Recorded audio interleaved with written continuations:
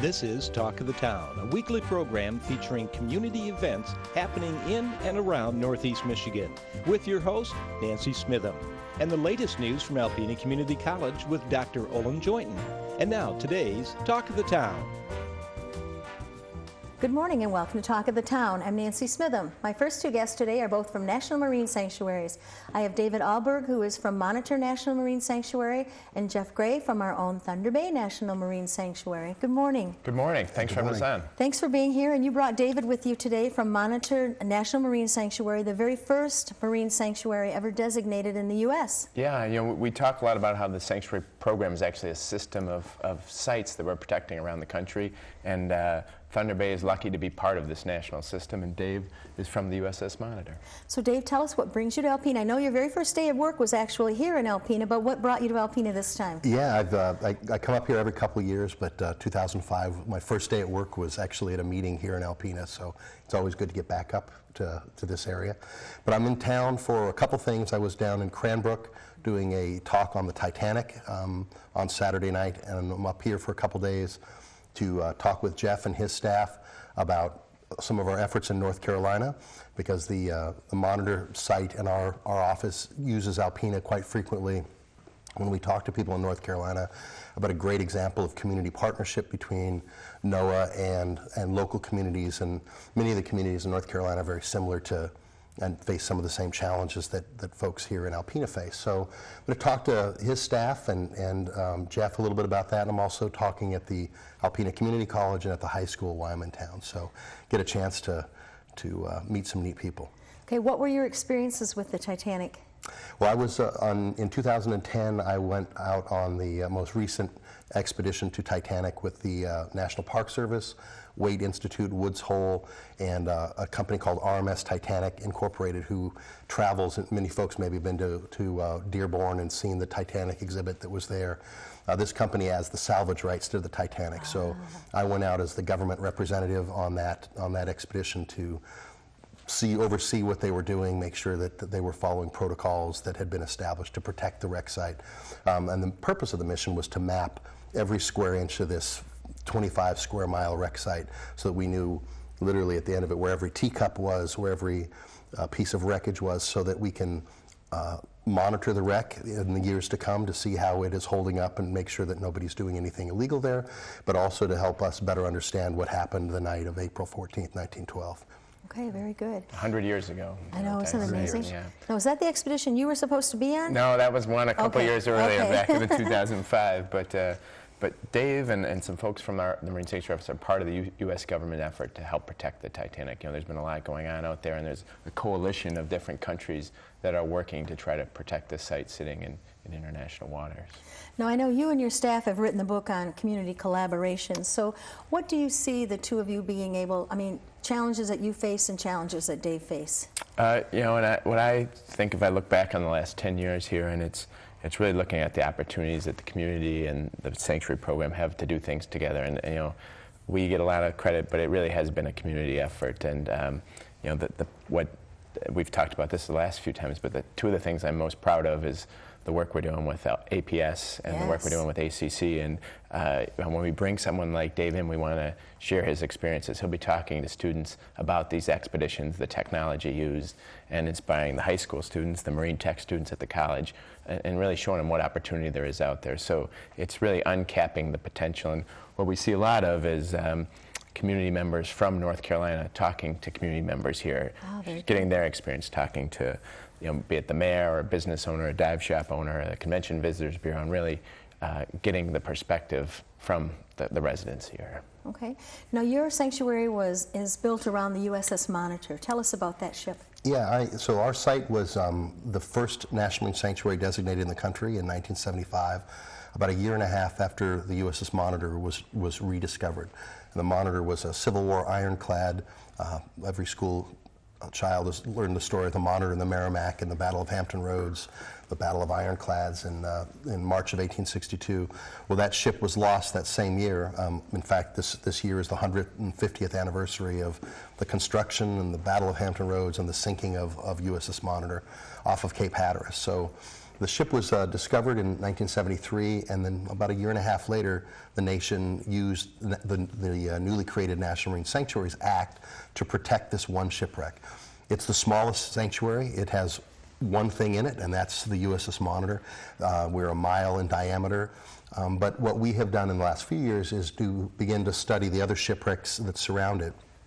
In North Carolina, in the waters of Cape Hatteras, is pretty unique in the country, very similar in some ways to Thunder Bay, in that there's this enormous assemblage of shipwrecks that document some shipwrecks going back 400 or 500 years, Native American wrecks, colonial Spanish wrecks, pirate shipwrecks, and maybe one of the largest collections being merchant vessels lost during World War II in the Battle of the Atlantic. Okay. So we're working with the local community to find ways to build on the 40-year history at the Monitor, find ways to help the communities through heritage tourism, try to promote this history that the locals are pretty familiar with, but most people beyond that don't know as much about this history, and we think it's a pretty special place. Well, I would encourage people to go on your website, because I did it today and I watched the videos. You're right there, you're underwater, you're on Pea Island, you're everywhere. It's a wonderful video, and it's so educational, and I could hardly stand to quit watching. I watched them over and over because it was so good.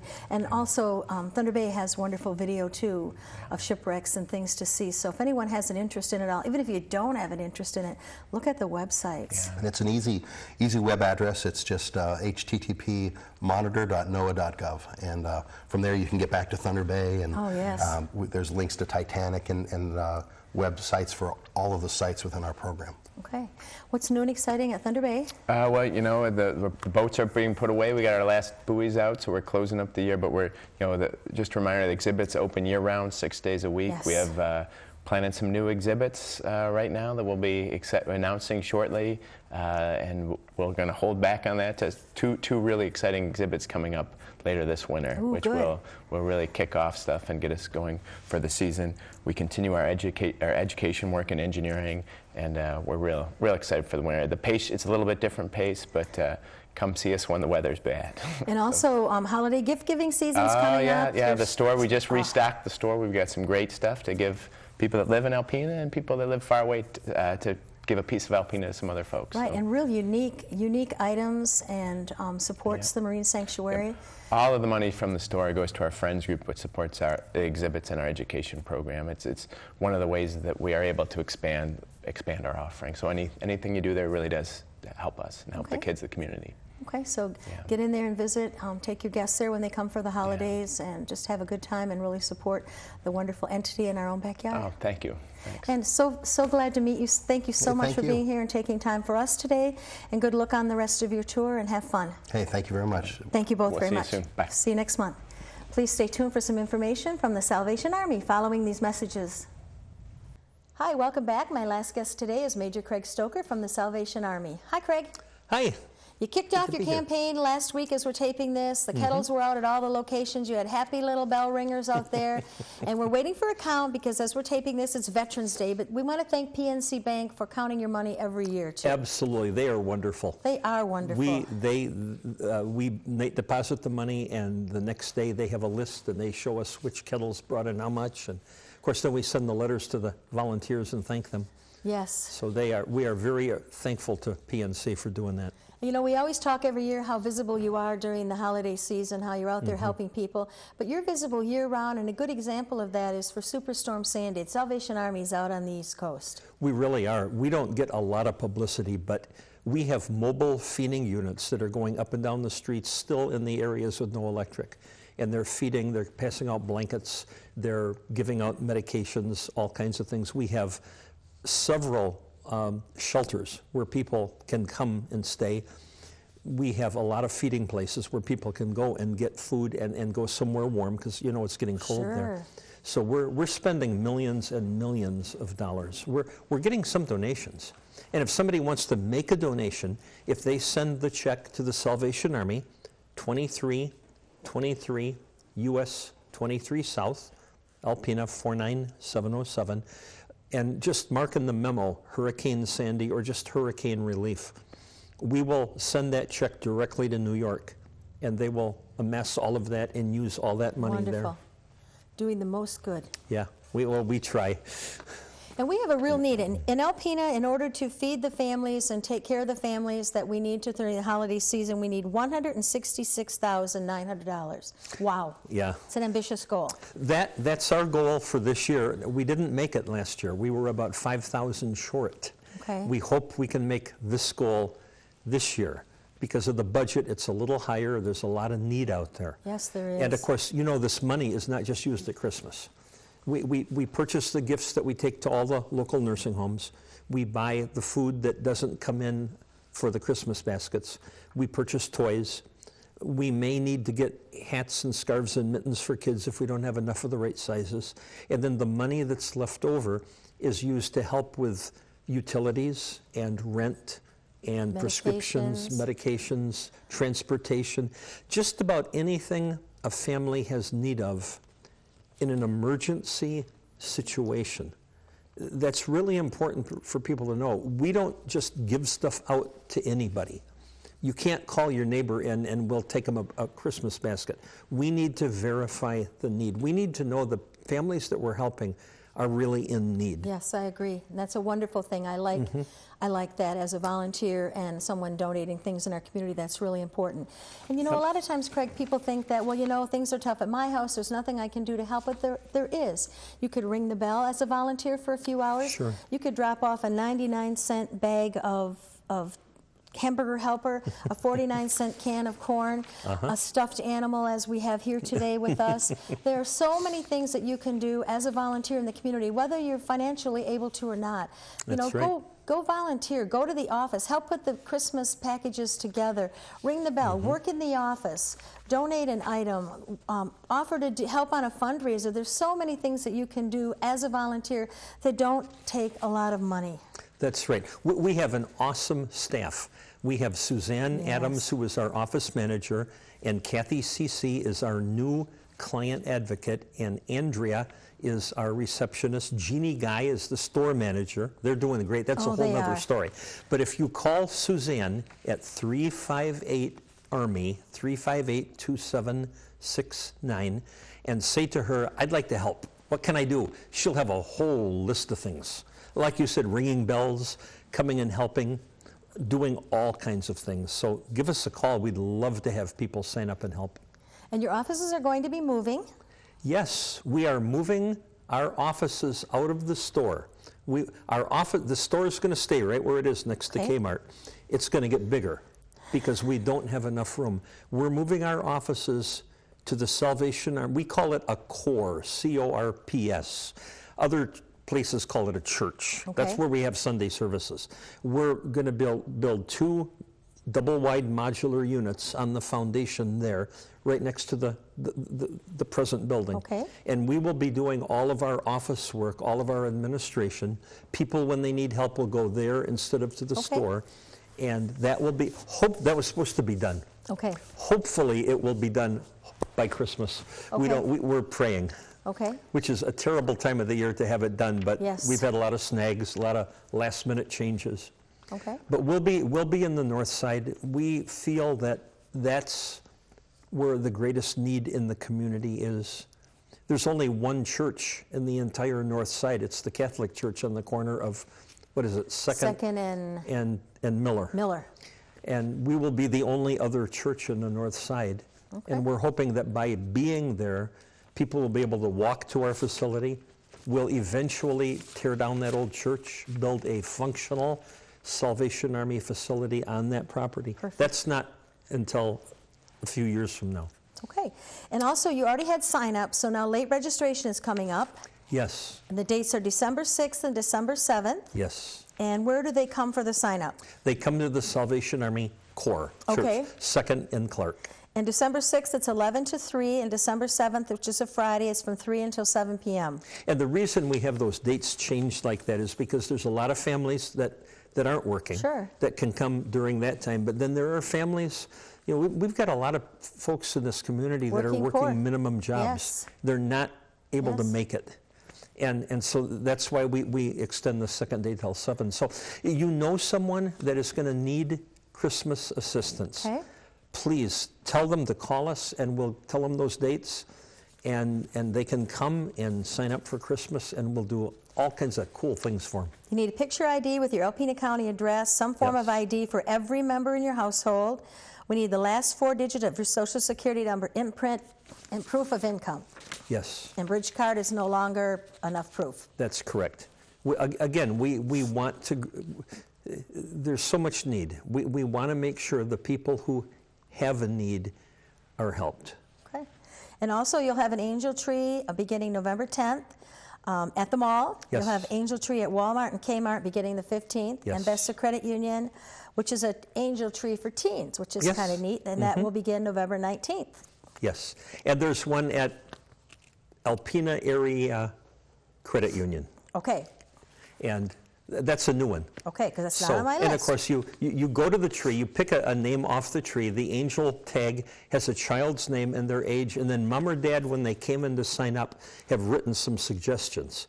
You go to that store or any store, you purchase those items, bring them back to the store or to the mall headquarters. Okay. Alpena Mall has again donated space for They're us. very generous. Which is wonderful. Yes. So we'll have our Christmas headquarters there. Then on the Wednesday before Christmas, the families are invited to come and they will receive the toys and the Christmas food baskets, including a voucher for perishables, hats, scarves, mittens, all mom's and dad's table, all kinds of. It's really cool. It's awesome. So if you can't make it over to the north side, you can bring them to the Alpena Mall or take them Yes. to the thrift store, or take them to one of those locations, your donation. And if Yes. it's a can of fruit or a can of vegetables or a box of some prepared food, it's a wonderful donation. We need all the non-perishable food items we can get.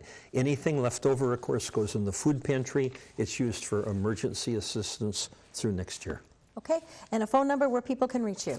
358-ARMY, 358-2769. And you're always accessible and you always return your calls. I want to Yes. let everybody Well, know we that. try. You do a good job. Thank you, Thank Craig, you. for all of the work that you do in our community. You and your wonderful staff.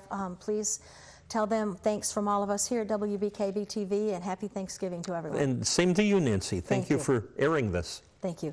Please stay tuned for Dr. Olin Joynton following these messages. Good morning, everyone, and welcome back to Talk of the Town. I'm Olin Joynton, president of Alpena Community College. My guests this morning are ACC students Rose Prell and Alan Phillips. Welcome to the show. And both Rose and Alan, you were members of the Phi Theta Kappa Honor Student Organization, reserved for students with very high GPAs and who were willing to commit to some service projects and assist one another with a scholarship under the direction of the faculty sponsor, Dr. Josephine Bittler. So congratulations on that distinction. Thank you. And Alan, I believe you told me you're a vice president for what? Scholarship and leadership. Scholarship and leadership, and you're the co-secretary, Rose? That's correct. Very good. Well, I've admired the way that Dr. Bittler has led that organization, and hope you share my admiration for her. She's a great asset to our faculty, and I know you'll gain a lot working with her. Let's start with a little bit about you. Rose, where did you grow up and go to high school, and how did you decide to come to ACC? Well, I grew up in the Hawks area, and I went to Rogers City High School. And I decided to come to AC because not only was it close to home, it also had a very good education, I thought, with the smaller class sizes, and it was more personal with the teachers and that. Very good. And what field have you decided to study at ACC? I've already gotten one associate's in network administration, and I'm getting a second one in computer information systems, and I should have achieved that this spring. Very good. So 2 associate degrees. And where do you think your education and career path will take you next? Well, I'm hoping to go to Ferris. I've actually already been accepted for fall of 2013. And within 1 year there, I should get my bachelor's in computer information technology. That's great. How did you get interested in computers? I guess, like my grandma, she always asked for help with her computer. And I just really enjoyed helping her and, teaching her all the different things she could do with a computer. That's great. Any particular instructors other than Dr. Bittler, who we've mentioned, that have been outstanding in their work with you? Matthew Galarno, he's the computer information systems and network administration teacher, and he's just been phenomenal. He's always saying, "You're doing such a good job, I'm very proud of you," and he's always been very good at leading me into the next step of my career. That's great to hear, and not the first time I've heard those kind of accolades for Matt, so thank you for reinforcing that. How about you, Alan?